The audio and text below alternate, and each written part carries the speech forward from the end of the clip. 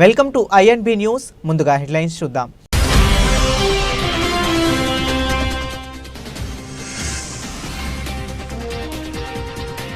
మేం రంగంలోకి దిగితే పరిస్థితి తీవ్రంగా ఉంటుంది. ఇరాన్కు ట్రంప్ హెచ్చరిక.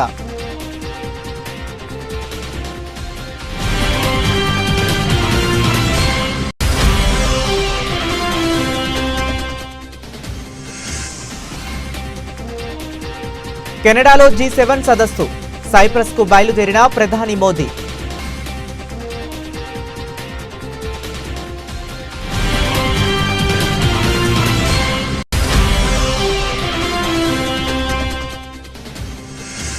కేరళలోని వయనాడ్ కాంగ్రెస్ ఎంపీ ప్రియాంక గాంధీ వాద్రాకు చేదు అనుభవం. ఆవిష్కరణకు ముందే పగిలిన ఫలకం.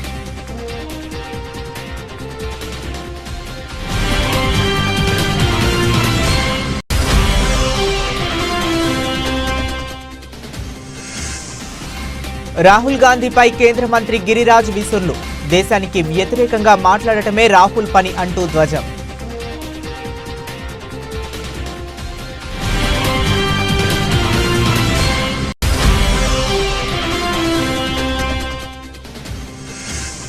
సినీ పరిశ్రమకు అండగా ఉంటామని స్పష్టం చేసిన సీఎం రేవంత్ రెడ్డి. కొన్ని నిర్ణయాలు కఠినంగా ఉన్నా ప్రోత్సాహం ఆగదని వెల్లడి.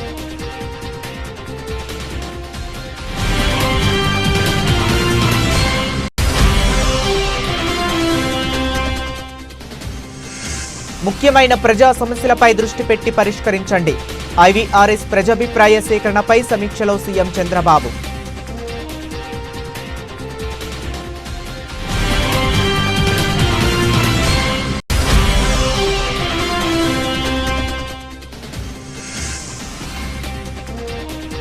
స్థానిక ఎన్నికలపై పొంగులేటి కీలక ప్రకటన. ఈ నెలాఖరులోగా స్థానిక ఎన్నికల షెడ్యూల్ విడుదల చేస్తామని వెల్లడి.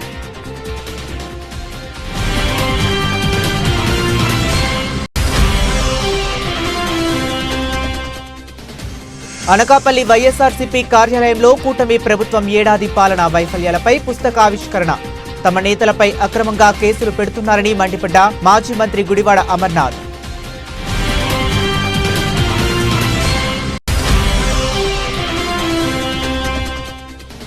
అహ్మదాబాద్ విమాన ప్రమాదంపై కేఏ పాల్ సంచలన వ్యాఖ్యలు. ఈ ప్రమాదానికి బాధ్యత వహిస్తూ పౌర విమానయాన శాఖ మంత్రిగా రామ్మోహన్ నాయుడు రాజీనామా చేయాలని డిమాండ్.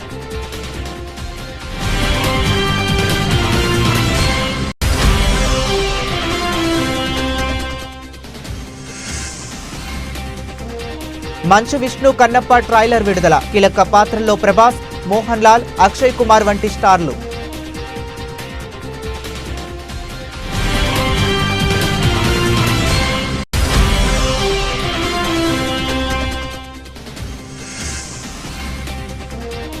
పసిడి ప్రియులకు అలర్ట్. స్థిరంగా బంగారం, వెండి ధరలు.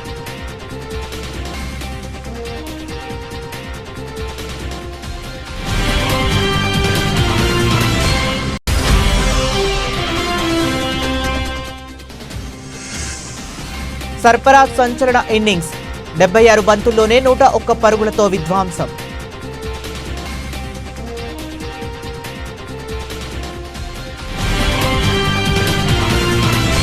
ఇక డీటెయిల్స్లోకి వెళితే ఇరాన్ అణ్వాయుధ కేంద్రాలపై ఇజ్రాయెల్ భారీ ఎత్తున విరుచుకుపడుతున్న సంగతి తెలిసిందే. దీనికి ఇరాన్ కూడా ధీటుగా స్పందిస్తుంది. ఇజ్రాయెల్ నగరాలపై క్షిపణులతో ప్రతిదాడులు చేస్తుంది. రెండు దేశాల మధ్య దాడులు, ప్రతిదాడులతో పశ్చిమాసియాలో ఉద్రిక్తతలు నెలకొన్నాయి. దీనిపై అమెరికా అధ్యక్షుడు డొనాల్డ్ ట్రంప్ తాజాగా స్పందించారు. ఇరాన్పై నిన్న రాత్రి జరిగిన దాడిలో తమకు ఎలాంటి సంబంధం లేదని ట్రంప్ స్పష్టం చేశారు. ఇరాన్ రక్షణ మంత్రిత్వ శాఖ ప్రధాన కార్యాలయం అణు ప్రాజెక్టుపై ఇజ్రాయెల్ భారీ దాడులు చేసిన కొన్ని గంటల తరువాత ఆయన ఈ వ్యాఖ్యలు చేశారు. తాము రంగంలోకి దిగితే పరిస్థితి వేరేలా ఉంటుందని చెప్పారు. ఒకవేళ అమెరికాపై ఇరాన్ దాడికి ప్రయత్నిస్తే తమ సాయుధ బలగాల పూర్తి శక్తితో ఇరాన్ మునుపెన్నడూ చూడని స్థాయిలో ప్రతిబంధిస్తామని హెచ్చరించారు. రాత్రి ఇరాన్పై జరిగిన దాడితో అమెరికాకు ఎలాంటి సంబంధం లేదు. ఇరాన్ మమ్మల్ని ఏ రూపంలోనైనా లక్ష్యంగా చేసుకుంటే అమెరికా సాయుధ దళాల పూర్తి శక్తి ఏంటో చూపిస్తాం అని ట్రంప్ తన ట్రూత్ సోషల్ ఖాతాలో పోస్ట్ చేశారు.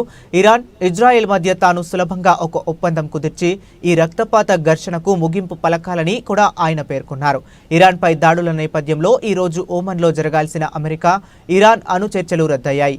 ఇరాన్ తన అణు కార్యక్రమం అమెరికాతో ఒప్పందం చేసుకోవాలని, లేకపోతే ఏమీ మిగలదని ట్రంప్ ఇటీవలే హితవు పలికారు. రెండు దేశాల పర్యటన నిమిత్తం భారత ప్రధాని నరేంద్ర మోదీ నేరు బయలుదేరి వెళ్లారు. ఈ పర్యటనలో భాగంగా ఆయన తొలుత సైప్రస్లో పర్యటిస్తారు. అయితే అక్కడ ఆయన అధికారిక కార్యక్రమాలకు సంబంధించి మరిన్ని వివరాలు తెలియాల్సి ఉంది. అక్కడ పర్యటన ముగిసిన అనంతరం కెనడాకు బయలుదేరి వెళ్తారు.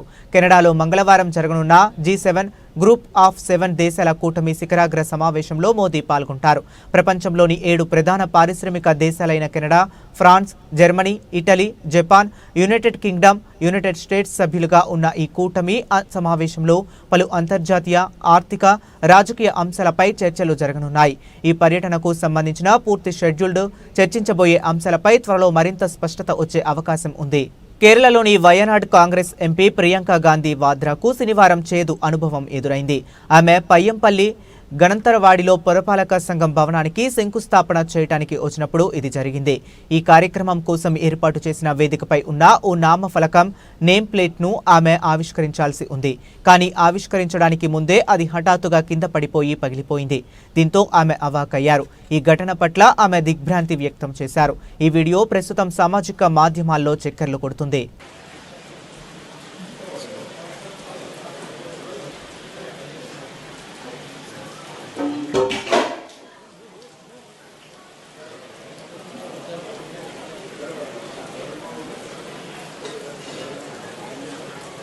లోక్సభ ప్రతిపక్ష నేత రాహుల్ గాంధీపై కేంద్ర మంత్రి గిరిరాజ్ సింగ్ ఆదివారం తీవ్ర స్థాయిలో విరుచుకుపడ్డారు. మహాకుంభమేళ తొక్కిసలాటలో మరణాల సంఖ్యను ఉత్తరప్రదేశ్ ప్రభుత్వం తక్కువ చేసి చూపిందంటూ రాహుల్ గాంధీ చేసిన విమర్శలపై గిరిరాజ్ సింగ్ మండిపడ్డారు.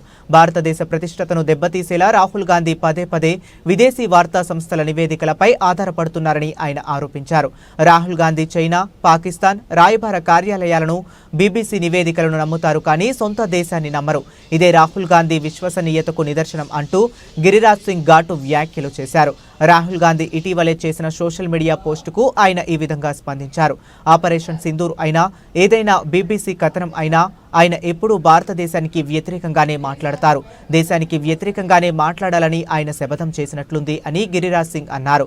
మహాకుంభమేళ తొక్కిసలాటలో మరణించిన వారి వాస్తవ సంఖ్యను ఉత్తరప్రదేశ్ ప్రభుత్వం దాచిపెట్టిందని రాహుల్ గాంధీ ఆరోపిస్తూ BBC నివేదికను ఉటంకించారు. కుంభమేళ తొక్కిసలాటలో మరణాల సంఖ్యను దాచిపెట్టినట్లు BBC నివేదిక వెల్లడించింది. కోవిడ్ సమయంలో లాగే పేదల మృతదేహాలను గణాంకాల నుంచి తొలగించారు. ప్రతి పెద్ద రైలు ప్రమాదం తరువాత నిజాన్ని తొక్కిపెట్టినట్లే ఇప్పుడు జరుగుతుంది అని రాహుల్ గాంధీ ఎక్స్లో పోస్ట్ చేశారు. ఇదే BBC నమూనా. పేదలను లెక్కించకపోతే జవాబుదారీతనం కూడా ఉండదు అని ఆయన విమర్శించారు. राहुल गांधी को चाइना के एम्बेसी पर भरोसा है, पाकिस्तान के एम्बेसी पर भरोसा है, BBC के रिपोर्ट पर भरोसा है, देश पर भरोसा नहीं है। यही राहुल गांधी का विश्वसनीयता है। आज चाहे ऑपरेशन सिंदूर हो और चाहे BBC का रिपोर्ट हो, ये वही बात करेंगे जो भारत के विरोध में होगा। पता नहीं इनके क्या है, ये इन्होंने संकल्प ले लिया है कि मुझे भारत के विरोध में ही बात करना है। తెలంగాణ ప్రభుత్వం కొన్ని సందర్భాల్లో కఠినంగా వ్యవహరించినప్పటికీ రాష్ట్రంలో సినీ పరిశ్రమ అభివృద్ధికి, ప్రోత్సాహానికి పూర్తి అండగా నిలుస్తుందని, అందరికీ సముచిత స్థానం కల్పించేందుకు కృషి చేస్తుందని ముఖ్యమంత్రి రేవంత్ రెడ్డి స్పష్టం చేశారు. హైదరాబాద్లో జరిగిన గద్దర్ తెలంగాణ ఫిలిం అవార్డ్స్ 2024 ప్రధానోత్సవంలో ఆయన ముఖ్య అతిథిగా పాల్గొని విజేతలకు పురస్కారాలు అందజేశారు. ఈ సందర్భంగా ఆయన సినీ పరిశ్రమకు సంబంధించి పలు కీలక అంశాలపై ప్రసంగించారు. ఉమ్మడి ఆంధ్రప్రదేశ్లో కళాకారులను ప్రోత్సహించేందుకు 1964లో నంది అవార్డులు ప్రారంభమయ్యాయని, తొలి నంది అవార్డును అక్కినేని నాగేశ్వరరావు అందుకున్నారని ముఖ్యమంత్రి గుర్తు చేశారు. అప్పటి ప్రభుత్వాలు గొప్ప కళాకారులకు సముచిత గౌరవం ఇచ్చామని అన్నారు. అదేవిధంగా వివిధ కారణాల వల్ల 14 ఏళ్ల క్రితం ఆగిపోయిన ఈ పురస్కారాల ప్రదానాన్ని తిరిగి ప్రారంభించాలన్న ఉద్దేశంతో దివంగత ప్రజా గాయకుడు గద్దర్ స్మారకార్థం తెలంగాణ గద్దర్ ఫిలిం అవార్డ్స్ పేరుతో ప్రభుత్వం ముందుకు వచ్చిందని సీఎం వివరించారు. ఈ ఆలోచనను ప్రభుత్వ దృష్టికి తీసుకువచ్చిన నిర్మాత దిల్ రాజును ఆయన అభినందించారు. గతంలో భారతీయ సినిమా అంటే బాలీవుడ్ అని, తెలుగు సినిమా అంటే చెన్నై కేంద్రంగా ఉందని అనేవారని, కానీ ఇప్పుడు తెలుగు సినిమా భారతీయ చిత్ర పరిశ్రమకు చిరునామాగా మారిందని, హైదరాబాద్ దానికి వేదిక అయిందని ముఖ్యమంత్రి ప్రశంసించారు. ఈ ఘనత సాధించిన సినీ ప్రముఖులకు రాష్ట్ర ప్రభుత్వం తరపున అభినందనలు తెలిపారు. ఎన్టీఆర్, ఏఎన్ఆర్ వంటి మొదటి తరం నుంచి నేటి 4వ తరం నటీనటుల వరకు తెలుగు సినిమా ప్రస్థానాన్ని ఆయన గుర్తు చేసుకున్నారు. పవన్ కళ్యాణ్, మహేష్ బాబు, అల్లు అర్జున్ వంటి నటులు, అలాగే తన విద్యార్థి దశ నుంచి తెలిసిన బన్నీ, వెంకట్, అశ్విని దత్ కుమార్తెలు నాగ్ అశ్విన్ వంటి వారు నేడు గొప్ప నటులు, దర్శకులు, నిర్మాతలుగా రాణించడం సంతోషంగా ఉందని వ్యక్తిగత అనుబంధాన్ని పంచుకున్నారు. ఈరోజు హాలీవుడ్ అంటే అమెరికాకి వెళ్తున్నాం, బాలీవుడ్ అంటే ముంబైకి వెళ్తున్నాం. నేను అడుగుతున్న మిత్రుల్ని, రాజమౌళి గారిని, ఈరోజు ప్రపంచమే గుర్తించే విధంగా అద్భుతమైన సినిమాలను తీయగలిగిన మీరు ఆ పరిశ్రమను ఎందుకు ఈ గడ్డ మీదకి తీసుకురారు అని నేను మిమ్మల్ని అడుగుతున్నా. ఈరోజు రాష్ట్ర ప్రభుత్వం మీకు అండగా నిలబడ్డది. హాలీవుడ్ అమెరికా కాదు, బాలీవుడ్ ముంబై కాదు, హాలీవుడ్, బాలీవుడ్ హైదరాబాదు గడ్డ మీద ఉండాలి. మీకేం కావాలనో నాకు చెప్పండి. రాష్ట్ర ప్రభుత్వం మీకు అండగా నిలబడుతుంది. ఒక ఐటీ పరిశ్రమను, ఒక ఫార్మా ఇండస్ట్రీని, ఒక డిఫెన్స్ ఇండస్ట్రీని ఏ రకంగా ప్రోత్సహించినామో ఈరోజు ఫిల్మ్ ఇండస్ట్రీని అదే విధంగా ప్రోత్సహిస్తాం. మీకు కావలసిన ప్రణాళికలు అందిస్తాం. ప్రణాళికలు మీరు రచించండి. మా విజన్ డాక్యుమెంట్లో, తెలంగాణ రైజింగ్ 2047 విజన్ డాక్యుమెంట్లో ఫిల్మ్ ఇండస్ట్రీకి ఒక చాప్టర్ ఇస్తాం. ఆ చాప్టర్ని రాయాల్సిన బాధ్యత సినీ ప్రముఖులకు, ఇక్కడ ఉన్న పెద్దలందరికీ ఉంది. మీకు ఏం కావాలనో నాకు చెప్పండి. నేను ఒక మాట వేదిక మీద నుంచి సినీ ప్రముఖులందరికీ కూడా చెప్పదలుచుకున్నాను. రాష్ట్ర ప్రభుత్వం కఠినంగా కనిపిస్తుంది, కానీ మిమ్మల్ని అభిమానంగా చూసుకుంటుంది. మీ అభివృద్ధికి 100% తోడ్పాటును అందిస్తుంది. ప్రభుత్వం నడిపేటప్పుడు కొన్ని నిర్ణయాలు తీసుకున్నా అది మిమ్మల్ని ప్రోత్సహించడానికి, మిమ్మల్ని అభినందించడానికి, మీకు సముచితమైన స్థానం కల్పించడానికి ఈ రాష్ట్ర ప్రభుత్వం ప్రయత్నం చేస్తుంది. ఈరోజు ఈ వేదిక మీద నుంచి తెలంగాణ రైజింగ్ 2047కు ఒక ప్రత్యేకత ఉన్నది. ఈ దేశానికి స్వతంత్రం వచ్చి 100 సంవత్సరాలు 2047లో మనం పూర్తి చేసుకోబోతున్నాం. మరి స్వతంత్ర భారతదేశంలో 100 సంవత్సరాలు పూర్తి చేసుకుంటున్నప్పుడు మన దేశం ప్రపంచంలోనే ఒక అద్భుతమైన దేశంగా, మన దేశం ప్రపంచం ఎకానమీని శాసించే విధంగా మన దేశం అభివృద్ధి చెందాలి. అది పరిశ్రమలు కావచ్చు, ముఖ్యంగా IT, pharma, defence and film industry. Film industry కూడా ఈ దేశంలో ఒక గొప్ప పరిశ్రమగా రాణించాలనేదే మా ప్రభుత్వం యొక్క ఆలోచన, మా ప్రభుత్వం యొక్క ప్రణాళిక. ఏ శాఖలో ఎక్కడ ఎవరు అవినీతికి పాల్పడినా సహించేది లేదని, జీరో కరప్షన్ దిశగా రాష్ట్రంలో పాలనా వ్యవస్థను నిర్మించాలని ముఖ్యమంత్రి నారా చంద్రబాబు నాయుడు అధికారులను ఆదేశించారు. ఎక్కడ అవినీతి జరుగుతుందో అక్కడ ప్రధానంగా దృష్టి పెట్టి విచారణ జరపాలని, అవినీతి రుజువైతే తక్షణం చర్యలు తీసుకోవాలని స్పష్టం చేశారు. ఏడాది పాలనపై ప్రజల నుంచి వివిధ ప్రభుత్వ పథకాలు, కార్యక్రమాలపై వ్యక్తమైన అభిప్రాయాలపై ఉండవల్లిలోని క్యాంపు కార్యాలయంలో ముఖ్యమంత్రి అధికారులతో సమీక్ష నిర్వహించారు. ఈ ఏడాది కాలంలో కూటమి ప్రభుత్వంపై అత్యధిక స్థాయిలో సంతృప్తి వ్యక్తమైనట్లు ఐవీఆర్ఎస్ సిఎస్డిఎస్ ప్రజాభిప్రాయ సేకరణలో వెల్లడైంది. అధికారులు ముఖ్యమంత్రికి వివరించారు. ప్రజాభిప్రాయ సేకరణపై టెక్నికల్ ఆడిటింగ్ జరపాలని, సమస్యలు ఉన్న చోట సంతృప్తి పెంచేలా చూడాలని ముఖ్యమంత్రి అన్నారు. సంక్షేమం, ఉద్యోగాల కల్పన, రహదారుల వంటి 10 ముఖ్యమైన ప్రజా సమస్యలకు ఎక్కువ ప్రాధాన్యత ఇచ్చి వాటి పరిష్కారానికి కృషి చేయాలని చెప్పారు. వర్క్ ఫ్రం హోం, పెట్టుబడుల రాక, నైపుణ్య శిక్షణతో ఎంతో మందికి ఉద్యోగాలు వచ్చాయో తెలియజేయాలన్నారు. 175 నియోజకవర్గాల్లో జాబ్ మేళాలు నిర్వహించడంతో పాటు ఆగస్టు 15 కల్లా అన్ని సేవలను వాట్సాప్ గవర్నెన్స్ మన మిత్ర కింద అందించాలని స్పష్టం చేశారు. మరోవైపు వికలాంగులు, వృద్ధులకు రేషన్ సరుకులు ఇంటికి తీసుకువెళ్లి అందించడం మరింత మెరుగ్గా జరిగేలా ఆలోచన చేయాలన్నారు. చౌక ధరల దుకాణాలు పెంచడం, నగదు లేకుంటే కూపన్లు ఇవ్వడం వంటి ప్రత్యామ్నాయాలపై లబ్ధిదారుల అభిప్రాయాలు తీసుకోవాలని ముఖ్యమంత్రి నిర్దేశించారు. అలాగే ఉచిత ఇసుక విధానం అమలులో ఇసుక లేని చోట్ల సంతృప్తి, ఇల్లు ఉన్న చోట అసంతృప్తి ఉండటంపై ప్రాంతాల వారీగా అధ్యయనం చేయాలని ముఖ్యమంత్రి అధికారులకు సూచించారు. స్థానిక సంస్థల ఎన్నికలకు రంగం సిద్ధమైందని తెలంగాణ రెవెన్యూ, గృహ నిర్మాణ, సమాచార శాఖల మంత్రి పొంగులేటి శ్రీనివాసరెడ్డి తెలిపారు. ఈ నెలాఖరులోపు స్థానిక సంస్థల ఎన్నికలకు నోటిఫికేషన్ రాబోతుందని అన్నారు. త్వరలో ఎన్నికల తేదీలు ప్రకటిస్తారని చెప్పారు. ఇవాళ మంత్రి పొంగులేటి ఖమ్మం జిల్లాలోని కూసుమంచిలో పర్యటించారు. పలు అభివృద్ధి కార్యక్రమాలలో మంత్రి పొంగులేటి పాల్గొన్నారు. అనంతరం కూసుమంచి ఎమ్మెల్యే క్యాంపు కార్యాలయంలో ముఖ్య నాయకులకు పలు కీలక అంశాలపై దిశానిర్దేశం చేశారు. స్థానిక సంస్థల ఎన్నికలపై రేపటి కేబినెట్ సమావేశం సమావేశంలో నిర్ణయం తీసుకుంటామని అన్నారు. తొలుత ఎంపీటీసీ, జెడ్పీటీసీ ఎన్నికలు జరుగుతాయని వెల్లడించారు. అనంతరం సర్పంచ్, మున్సిపల్ ఎన్నికలు ఉంటాయని పేర్కొన్నారు. మంత్రి పొంగులేటి శ్రీనివాసరెడ్డి గ్రామాల్లో నాయకుల మధ్య సఖ్యత ఉండాలని మంత్రి పొంగులేటి శ్రీనివాసరెడ్డి చెప్పారు. నాయకులు, నేతలు ఎవరైనా ప్రజా సమస్యల పరిష్కారానికి మొదటి ప్రాధాన్యం ఇవ్వాలని కోరారు. ఎన్నికలు రావటానికి మరో 15 రోజుల గడువు మాత్రమే ఉందని అన్నారు. కాబట్టి ఆయా గ్రామాల్లో చిన్న చిన్న లోటుపాట్లు ఉంటే వాటిని సరిదిద్దుకొని ఎన్నికలకు సిద్ధం అవ్వాలని సూచించారు.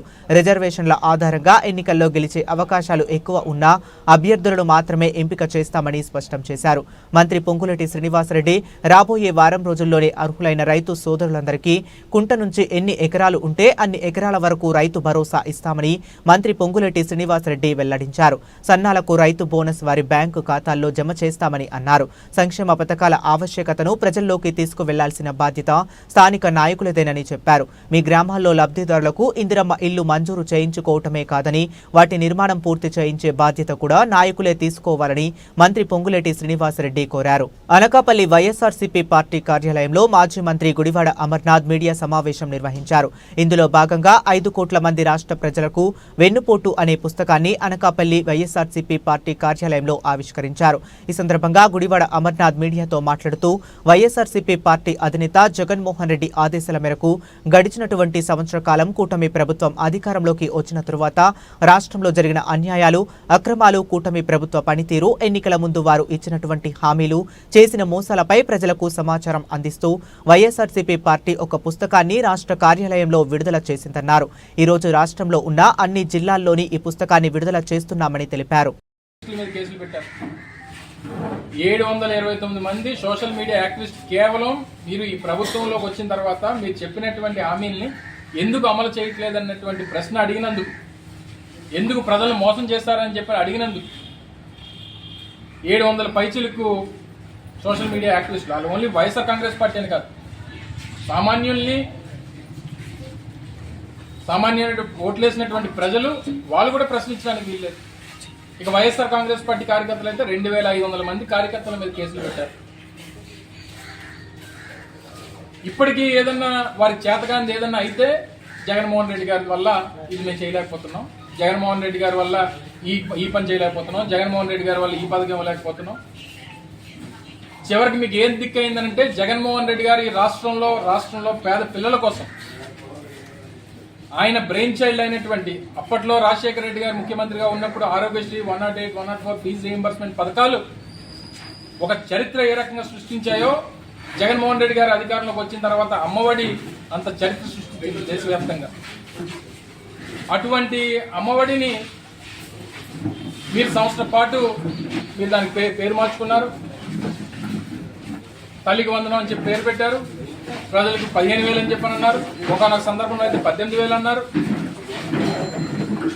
తీరా 82 లక్షల మంది పిల్లలు ఉన్నారని చెప్పి గణాంకాలు చెప్తా ఉంటే 67 లక్షల మంది అన్నారు, 15,000 కాస్త 13,000 అన్నారు. ఎంతమంది పడతాయో ఎంతమంది పడవో తెలియదు. దానికోసం మా పంచాయతీల్లో ఉన్నటువంటి నిధులన్నింటినీ కూడా మళ్లించేశారు. చివరికి మీకు ఏ పథకం దిక్కైందనంటే జగన్మోహన్ రెడ్డి గారు అమలు చేసినటువంటి అమ్మఒడి పథకాన్ని మీరు కనీసం టచ్ చేయడానికి కూడా భయపడేటువంటి స్థాయికి ఈరోజు వచ్చారు. చివరికి మీకు అదే దిక్కయ్యేటువంటి పరిస్థితి అయింది. సంవత్సరానికి 3 సిలిండర్లు అన్నారు, గత సంవత్సరం 1, ఈ సంవత్సరం ఇంకా లేదు. నిరుద్యోగ వృత్తి 20 లక్షల మంది చదువుకున్నటువంటి యువతకి 3,000 రూపాయలు చెప్పిన నిరుద్యోగ వృత్తి అన్నారు, నెలకు 600 కోట్లు. గత సంవత్సరం లేదు, ఈ సంవత్సరం దాని గురించి చూసే లేదు. ఇక మా మహిళలకు సంబంధించి అయితే 1,500 రూపాయలు నెలకి ఆడబిడ్డ నిధి అని చెప్పి 1,500 అన్నారు. దానికి అడిగితే దేనికో లింక్ చేశాను అంటున్నాడు. నిరుద్యోగ వృత్తి అని అంటే స్కిల్ డెవలప్మెంట్కి లింక్ చేశాను అంటున్నాడు. మిగిలిన స్కీములు ఏంటంటే అన్ని స్కీములు ఇచ్చేసామని అంటున్నాడు. ఫ్రీ బస్ అంటే మళ్ళీ కొత్త హామీ, మళ్ళీ ఆగస్టు 15 అంటున్నాడు. అంటే ఈ స్కీములు మీరు అధికారంలోకి వచ్చిన తర్వాత కూడా మళ్ళీ ఇంకా హామీలు ఇస్తారా, లేకపోతే అధికారంలోకి వచ్చిన తర్వాత హామీలు అమలు చేస్తారా? అహ్మదాబాద్లో జరిగిన ఎయిర్ ఇండియా విమాన ప్రమాదంపై ప్రజాశాంతి పార్టీ అధ్యక్షుడు కేఏ పాల్ సంచలన వ్యాఖ్యలు చేశారు. ఈ విమాన ప్రమాదానికి బాధ్యత వహిస్తూ పౌర విమానయాన శాఖ మంత్రిగా రాజీనామా చేయాలని డిమాండ్ చేశారు. విమానయాన శాఖ ఎంతో క్లిష్టమైనది.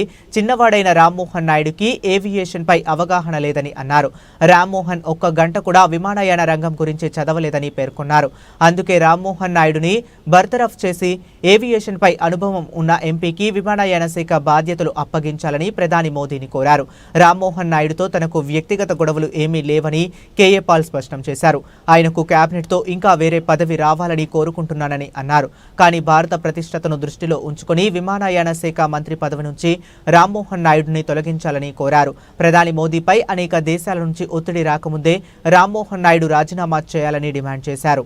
I am still shocked and praying for all those 241 precious lives, including the Indians, 169 British, 53 Portuguese, Canadian and Indian crew on Air India flight almost 70 hours ago in Ahmedabad.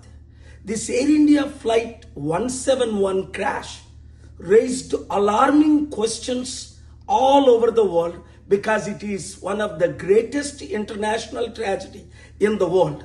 But the international community is raising questions why India is not taking seriously this matter. When Lal Bahadur Shastri as a railway minister in 1950 under Prime Minister Nehru for a minor incident immediately resigned. When the coalition didn't want, Prime Minister Devagowda, one of the most respected Prime Minister in 1997, immediately resigned. Likewise, Prime Ministers, Chief Ministers, Cabinet Ministers have all resigned. And why the Aviation Minister yesterday defending himself and calling in his press meet, we have to investigate Boeing. Mr. Rammohan Naidu, I know you since you were 3 years old. Your dad brought you to pray for you since the beginning. I want the best post and brightest future for you. But you are not fit 1% to be aviation minister. Just don't listen to anybody, Chandrababu Naidu, chief minister or prime minister. For your own future, tender the resignation because you never been to aviation school. You never studied aviation, most complicated. You were born in 87. I am operating aircraft since and owning since 1991. With experience, I'm saying, Boeing produced thousands of aircrafts. American president uses 747. I use the same 747 SP. 787, 1116 are in operation by every major airline in the world.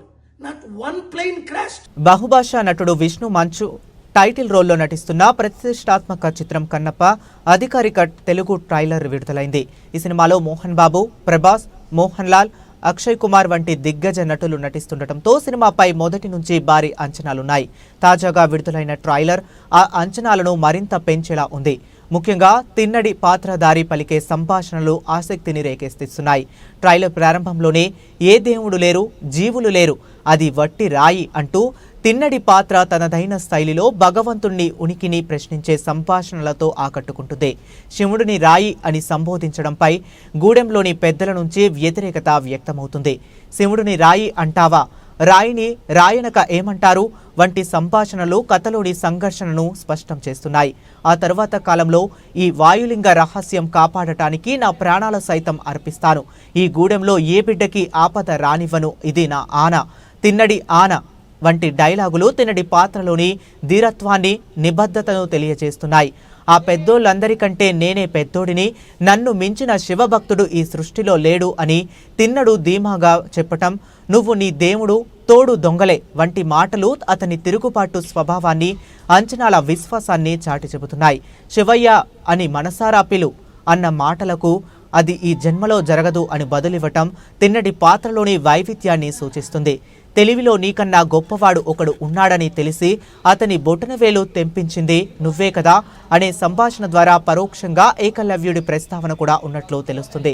మొత్తం మీద trailer ద్వారా కన్నప్ప చిత్రం ఒక గొప్ప శివభక్తుడి కథను భారీ హంగులతో బలమైన భావోద్వేగాలతో తెరకెక్కిస్తున్నట్లు స్పష్టమవుతుంది.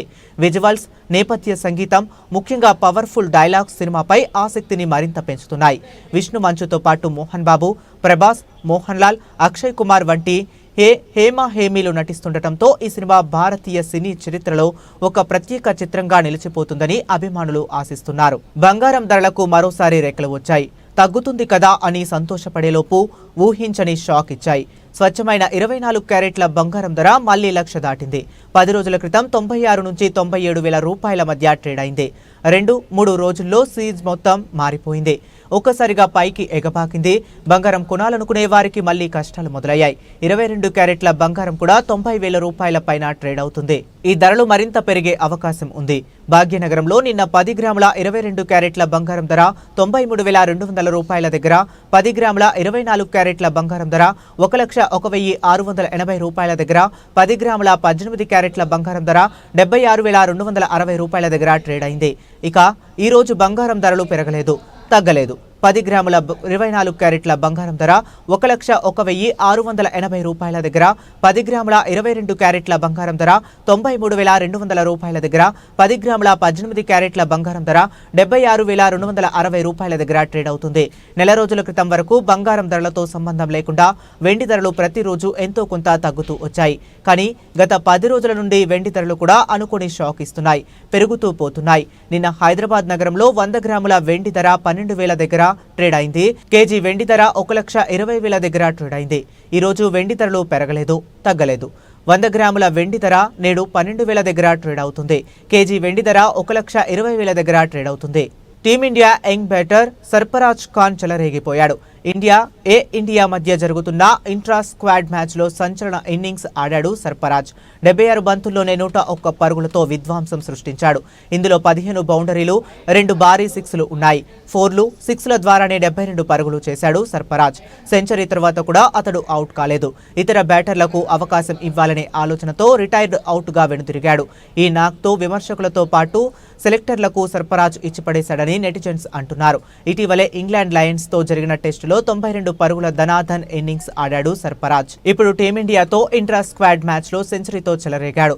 దీంతో విమర్శకుల నోళ్లు మోయించాడని సోషల్ మీడియాలో నెటిజన్స్ కామెంట్స్ చేస్తున్నారు.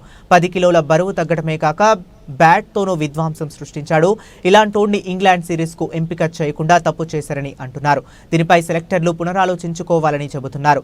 ఇప్పటికైనా మించిపోయేదేమీ లేదు, సర్ఫరాజ్ను భారత జట్టులోకి తీసుకోవాలని నెటిజన్స్ సూచిస్తున్నారు. కాగా ఇంగ్లాండ్తో 5 టెస్టుల సిరీస్ నేపథ్యంలో టీమిండియా ప్లేయర్స్ కు ప్రాక్టీస్ ఉండాలనే ఉద్దేశంతో ఇంట్రా స్క్వాడ్ మ్యాచ్ నిర్వహించారు. ఈ పోరుకు చీఫ్ సెలెక్టర్ అజిత్ అగార్కర్తో పాటు national cricket academy VVS Laxman కూడా హాజరయ్యారు.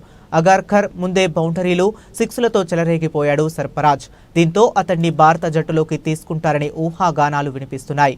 కాగా ఇంట్రా స్క్వాడ్ మ్యాచ్ కు మీడియా అభిమానులు అనుమతించలేదు. బులెటిన్ ముగించే ముందు మరొకసారి హెడ్లైన్స్ చూద్దాం.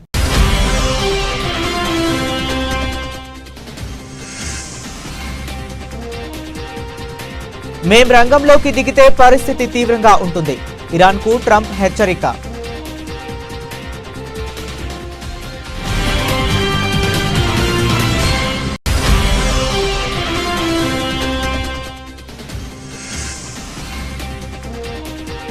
కెనడాలో G7 సదస్సు, సైప్రస్కు బయలుదేరిన ప్రధాని మోదీ.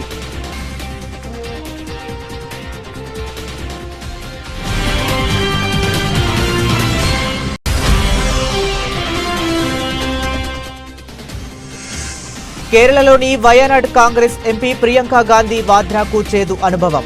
ఆవిష్కరణకు ముందే పగిలిన ఫలకం.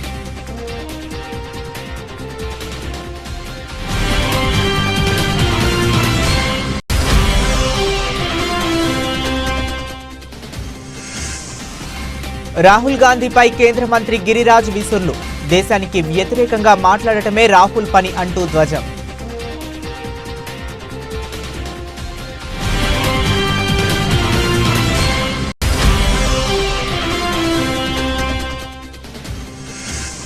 సినీ పరిశ్రమకు అండగా ఉంటామని స్పష్టం చేసిన సీఎం రేవంత్ రెడ్డి. కొన్ని నిర్ణయాలు కఠినంగా ఉన్నా ప్రోత్సాహం ఆగదని వెల్లడి.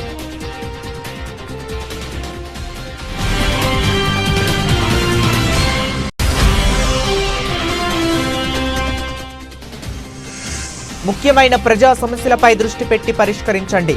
ఐవీఆర్ఎస్ ప్రజాభిప్రాయ సేకరణపై సమీక్షలో సీఎం చంద్రబాబు.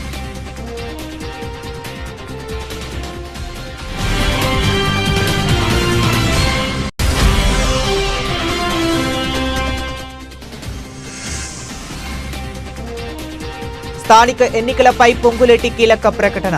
ఈ నెలాఖరులోగా స్థానిక ఎన్నికల షెడ్యూల్ విడుదల చేస్తామని వెల్లడి.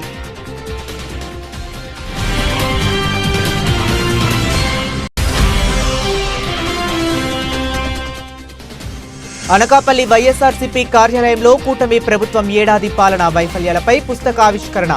తమ నేతలపై అక్రమంగా కేసులు పెడుతున్నారని మండిపడ్డ మాజీ మంత్రి గుడివాడ అమర్నాథ్.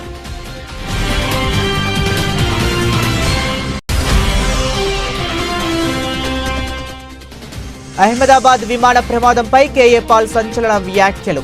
ఈ ప్రమాదానికి బాధ్యత వహిస్తూ పౌర విమానయాన శాఖ మంత్రిగా రామ్మోహన్ నాయుడు రాజీనామా చేయాలని డిమాండ్.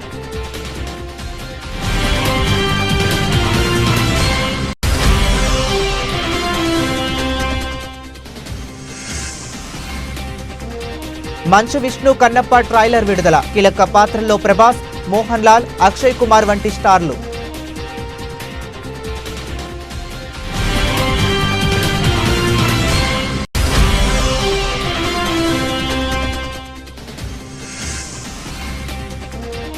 పసిడి ప్రియులకు అలర్ట్.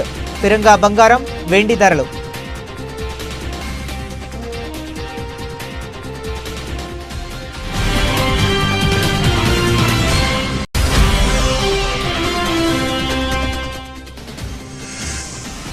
సర్ఫరాజ్ సంచలన ఇన్నింగ్స్. 76 బంతుల్లోనే 101 పరుగులతో విధ్వంసం.